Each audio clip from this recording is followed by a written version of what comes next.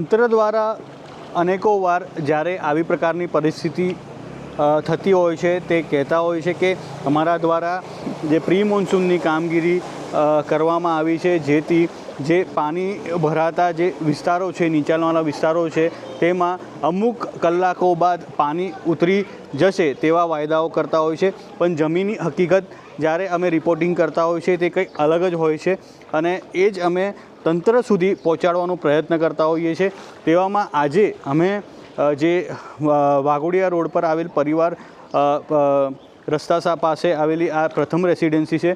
ત્યાંના આ દ્રશ્યો છે જ્યાં ઘૂંટણ સુધી પાણી છેલ્લા 24 કલાકથી ભર્યું હોવાનું દેખાઈ રહ્યું છે અને જે રેસિડેન્સી છે એમાં કરીબન 250થી વધુ ઘરો આવ્યા છે, જેમાં આવા પ્રકારની પરિસ્થિતિ ઊભી થઈ છે। અમે જ્યારે અહીંથી આવ્યા ત્યારે ટ્રેક્ટરના માધ્યમથી અમારે આગળ જવું પડશે, કેમ કે અહીંના લોકોનું કહેવું છે કે જે અંદરની તરફ જ્યારે જશો તો પાણીનું લેવલ ખૂબ હજુ વધુ છે। 3 થી 4 ફૂટ જેટલું પાણી આ વિસ્તારમાં ભરાયું છે। વરસાદ છેલ્લા 24 કલાકથી તો બંધ જ છે, પણ જે પ્રકારે જે વરસાદ બાદ જે 24 તારીખની વાત કરીએ તો 13 કલાકમાં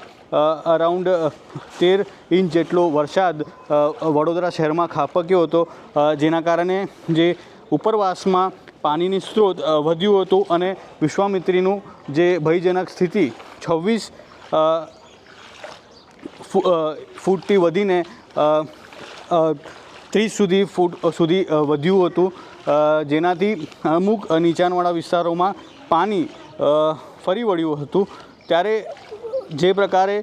આ વિસ્તારમાં જે પ્રી મોન્સૂનની કામગીરી થવી જોઈએ તેના પર સવાલો ઊભા થઈ રહ્યા છે। કેમ કે જ્યારે એક નાગરિક હોય છે એ પોતાનું